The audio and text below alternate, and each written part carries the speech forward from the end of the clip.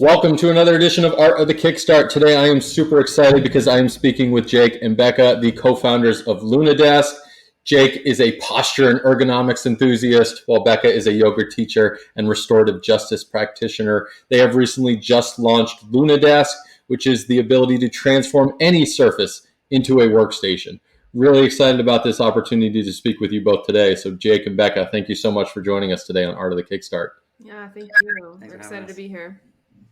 So if you would, I'd love for you both to kind of just dive into your backgrounds and what led you guys to launching Lunadesk. Well, as you mentioned, I am a yoga teacher, and the sort of idea for this product, the Lunadesk, came from when I was studying to be a yoga teacher back in October of 2019. At that time, I was also applying to doctoral programs for clinical psychology, and friends of mine who had doctorates told me that I needed to read this book called The Professor is In, which is a really interesting book, but basically it details how academia is not a viable career choice in terms of like generating an income that is sustaining. And at that time, people were like talking a lot about Tim Ferriss and the 4-hour work week and just like all the different ways. And like we were living in Guatemala among a lot of people who were digital nomads. And so just the air around us was just buzzing with like, be your own boss, like do your own thing, like start your own business, and it had never been anything that I would have thought of doing for myself before. Like the idea to be an entrepreneur was just like not even remotely on the radar. But I had all this stuff around me, the conversations and stuff like that. And then when I was at my yoga teacher training, I learned about the psoas muscle, which is the muscle that connects the back of your hip to the front of like your lower back to your hip. And this pose called the Thunderbolt pose, and how good that was for you and for the psoas muscle. And I was like, man, you really need something. We at the time we were both digital nomading for other people, like working for other companies. I was like, I really wish that I had something that would allow me to work at my computer from any posture, kneeling, sitting, standing, whatever. And then I was like, oh, this might be something that I can actually do. Maybe this is the time. Anything you want to add? Yeah, no, that's accurate. I stayed up all night one night just trying to make something in Google SketchUp. Taught myself Google SketchUp, sent it to an industrial designer friend, said, what do you think? And he said, let's get coffee. And the rest was history.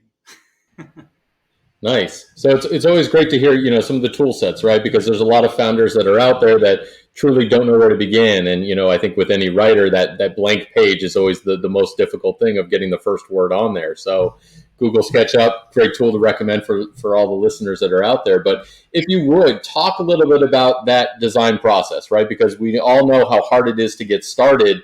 But obviously, once you get started, then the snowball can keep rolling. But for a product that's engineered like the way that you guys have engineered this, it's likely gone through dozens of iterations. So talk about some of the process there in terms of bringing this idea to market and then finally getting it to a prototype ready stage, ready to launch and, put it out there to the crowd.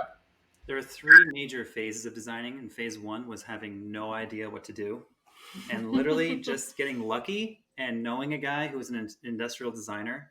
Actually, I say friend, he became a friend, but only because someone else knew him and recommended him. And I met that person at a coffee shop. So this crazy serendipitous moment of meeting this guy, he created a prototype for us. And when we took that to a manufacturer in the United States, they made a new and improved version, and we prototyped with them through several iterations, but it was essentially the same design. And then we took that to a design firm in New York City, and they ended up taking it across the finish line. And so it was a long journey of getting to know a lot of people, working with a lot of people, and getting a lot of input on the design. And actually, every stage of the path, someone inputted a unique idea. The original industrial designer had the idea of how the legs would slide and how the two levels would be attached. But then the manufacturer had the amazing idea of using steel T-bolts to do that. So actually having the legs rotate by having T-bolts and grooves. And then the design firm in New York City just took it all the way with the bamboo plywood, the aluminum trays, etc. So the spring plungers for the trays to rotate. So yeah, it involves honestly a lot of people, and our role was really just the original idea. It's got to be born somewhere, right? Yeah. And when you talk about sourcing or manufacturing, most of our listeners think they have to do everything in China. And I think, if anything during this pandemic, our reliance on a supply chain that we don't have control over is certainly one of the biggest issues that, consumer product companies or product companies in general have had major issues with. So I'd love to learn a little bit more about that process that you went through outside of, just knowing a guy or, finding something, and why that's been important for you guys to keep the product made in America. Well, it's funny you mentioned that, because I did go on Alibaba as well. I was just spreading my net as wide as I could. And I did find some manufacturers that were interested. But the more I learned about what it's like to manufacture in China, the supply chain fragility, the lead times, the way that intellectual property is kind of a mirage in China, really made me focus on finding a manufacturer in North America, particularly in the United States. And then we just found some great partners, people who source, lumber from California, the aluminum composite material from the States as well, and then employ people who live here and pay them a living wage and create jobs here, which actually ended up helping us get some CARES Act funding as well, which is super helpful.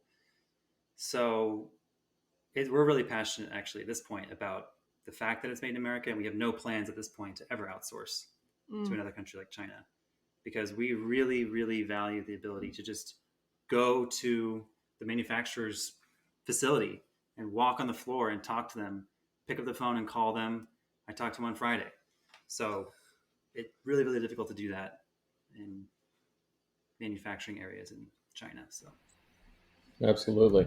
So let's dive in on the crowdfunding side. When was the first time you got introduced to, let's say, Indiegogo or Kickstarter? Was it you or was it me? Well, we've bought stuff on Kickstarter and Indiegogo a lot. Yeah. We have something right behind us right here, an air purifier that we got on Indiegogo. But I think I reached out to Kickstarter first because I just realized we need more money. We need capital. Getting like a bank loan didn't seem feasible. And so I called Kickstarter. I spoke with someone there. And I said, I think they're raising like a couple $1,000s. I'm not sure exactly how much. And he said, you should work with a marketing agency. You should try to raise a lot more than just a few $1,000s. Have you done this before? Okay, you might want to work with a professional. And that's why we ended up working with you guys. But that first call led to a series of events that just kept raising the bar in my mind.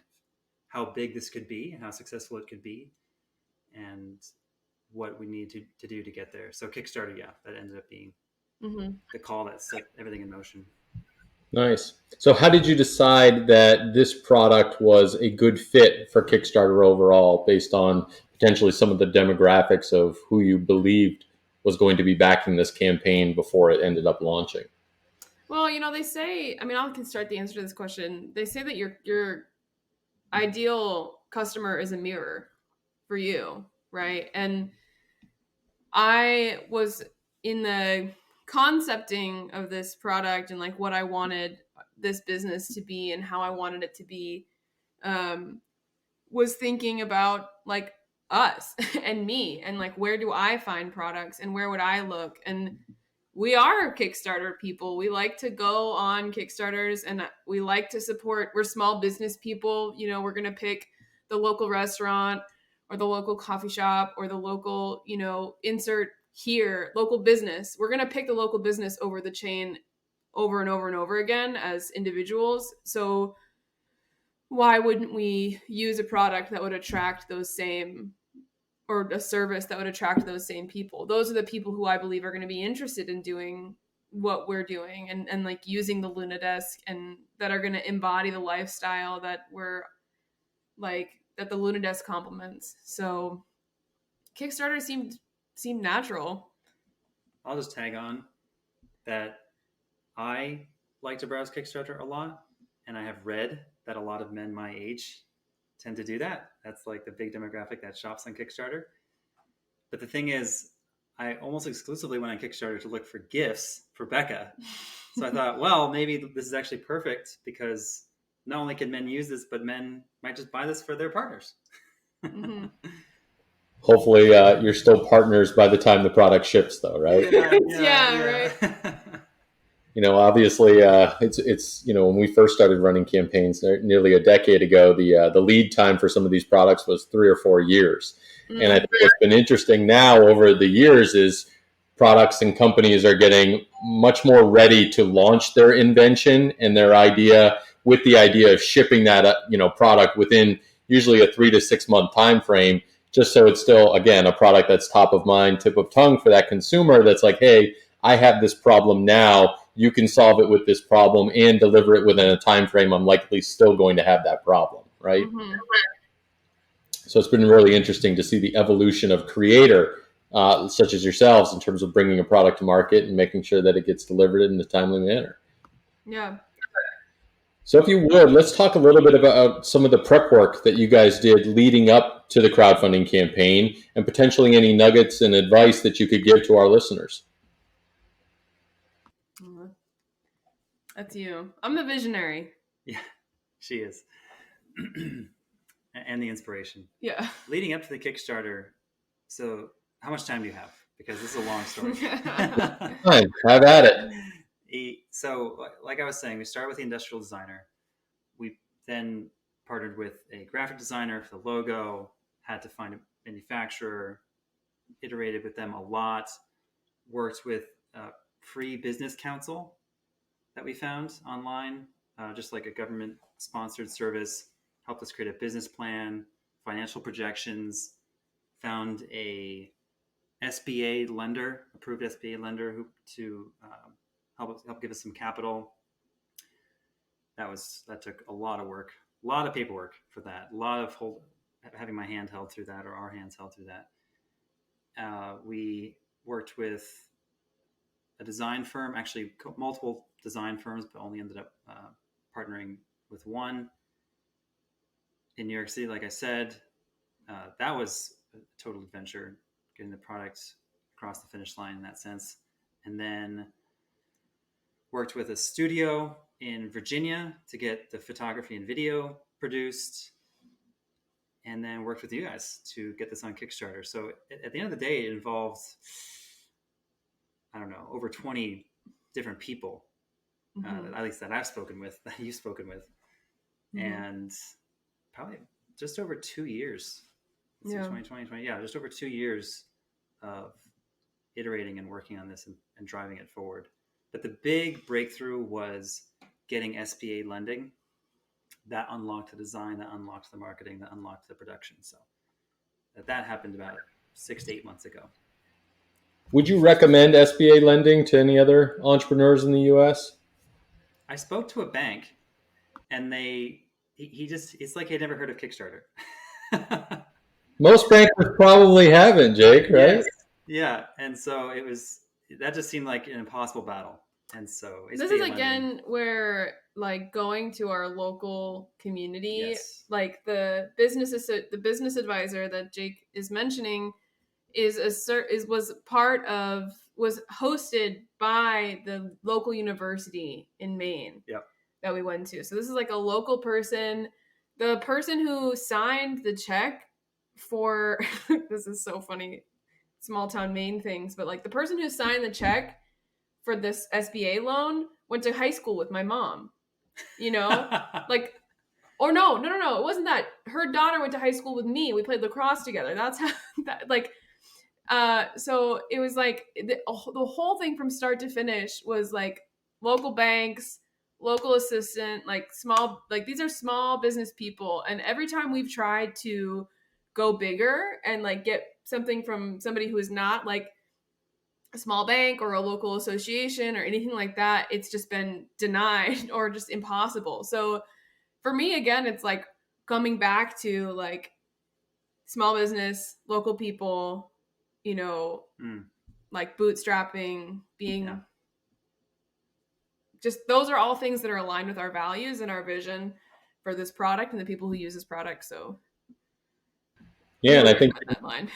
Yeah, no, I think you're in alignment with a lot of the creators that are out there as well. I think, almost everybody that's using Kickstarter is using Kickstarter because they need it, right? Mm-hmm. Not only for validation, but certainly from a capital standpoint and being able to, fund the first set of orders, whatever it may be, to be able to build a community around of like-minded folks. So that's been, really one of the bigger takeaways of any campaign that we work with or that launches on Kickstarter. There's a true desire and need there for the most part. Mm-hmm. I'd love to hear what one piece of advice you would give to any other creator that's looking to launch their invention on Kickstarter. Oh, I don't know.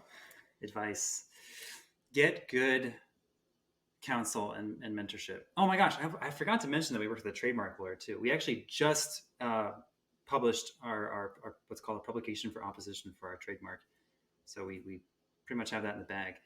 But yeah, get good counsel because you need someone to really show you what you need to do every step of the way, and that's what we got for free because of a business center. Yeah, like Bekah saying, a local university that just offered it. Creating the business plan, doing the market research, creating the projections.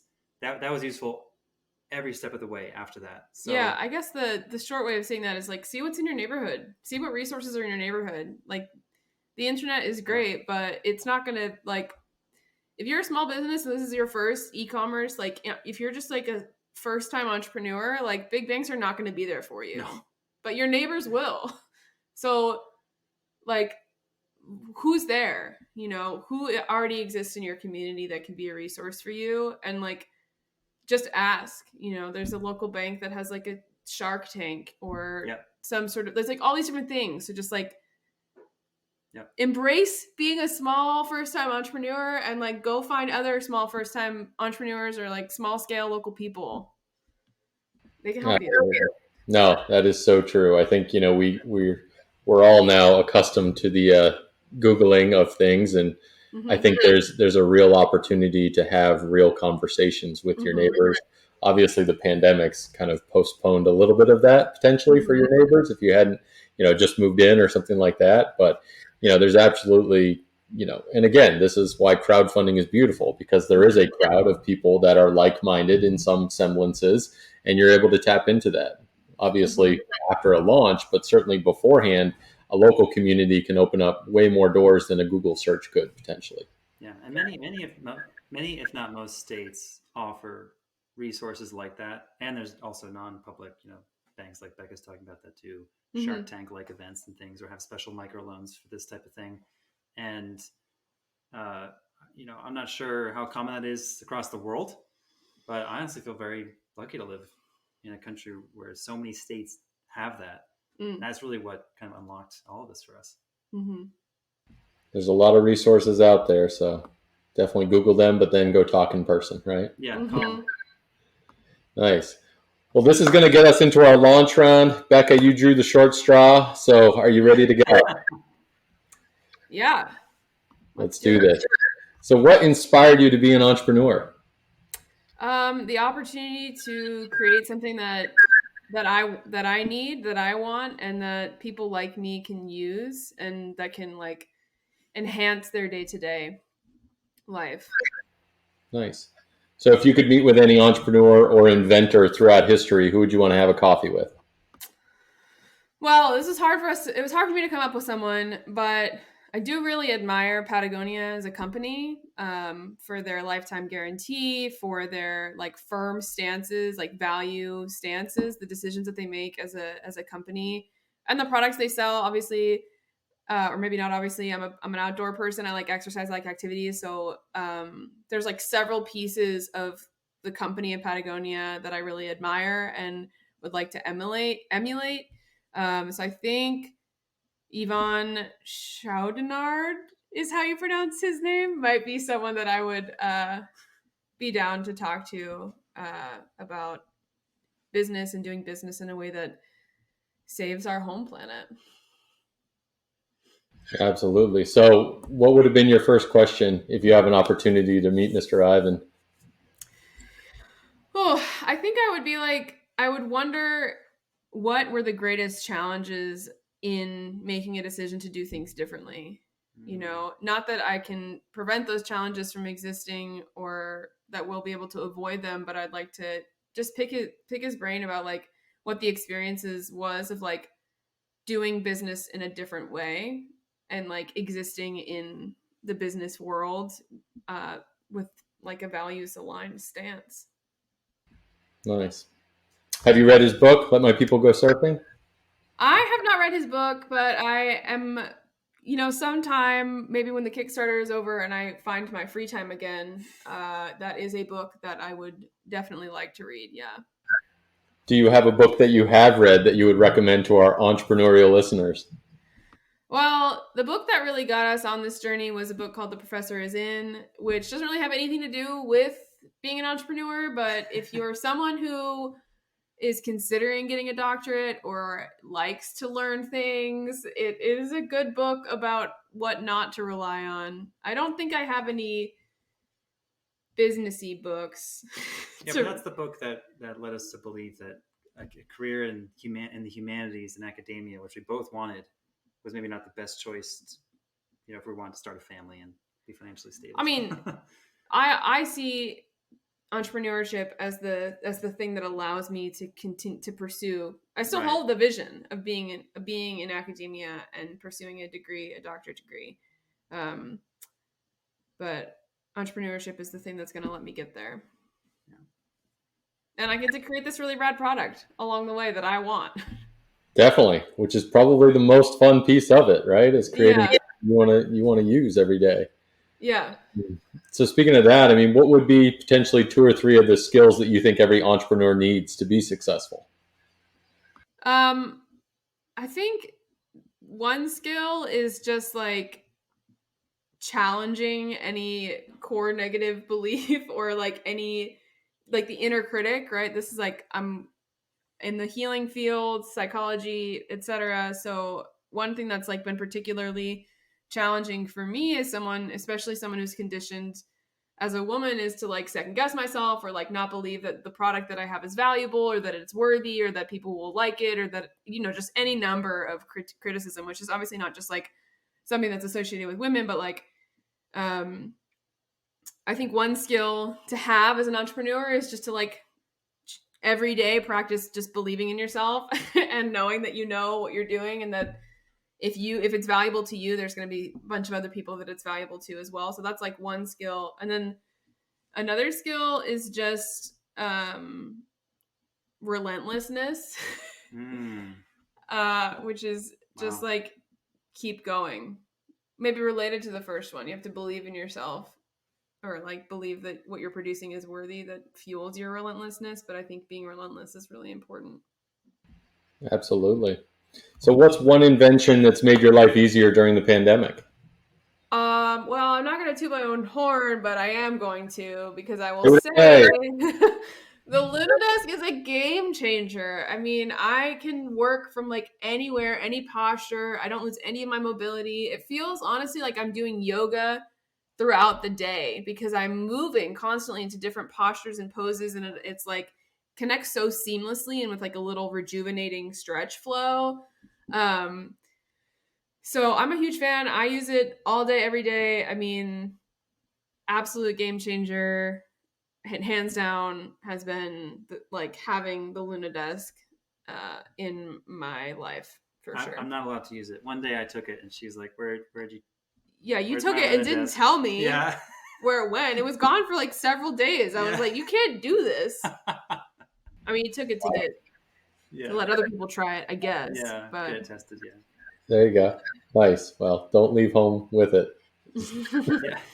All right. Last question, Bekah. You're doing great. And I know that the campaign just launched, but I really am interested to hear your take on what the future of crowdfunding looks like. You know, crowdfunding can really be I can see it as a way of like democratizing entrepreneurship and creating a pathway for folks that have been previously barred from becoming financially sustainable, from becoming their own boss, from having access to, upward mobility. Like crowdfunding can really be a vehicle to creating like shifts at the systemic level of who has access to wealth and the capacity to create things for the world and for their communities and economy, whatever. Like there's a lot of potential there, and so I hope that the future of crowdfunding is a future that enables like folks who have not been granted access to entrepreneurship the vehicle and the means to be able to do so and bring systemic change along with that. I love it. I hope that happens too. Well, for the both of you, this has been amazing. Jake, I'm going to let you talk now. This is your opportunity to give our audience your pitch, tell people what you're all about, where they should go, and why they should check out Lunadesk. Check out Lunadesk, the what do we call it? The laptop riser that can transform any surface into an ergonomic workstation. It's inspired by yoga. It's sourced in the United States, made of high quality materials that are designed to last you a lifetime. Very unique, beautiful solution to standing, sitting on the floor, lounging, perching on a stool, squatting while you work at your laptop. You can find it on Kickstarter. It's live today. Oh no, not today, because when this airs, we're actually recording this on the day it's going live. Mm-hmm. So it's on Kickstarter right now. Go check it out. We look forward to your comments and seeing you there. Mm-hmm.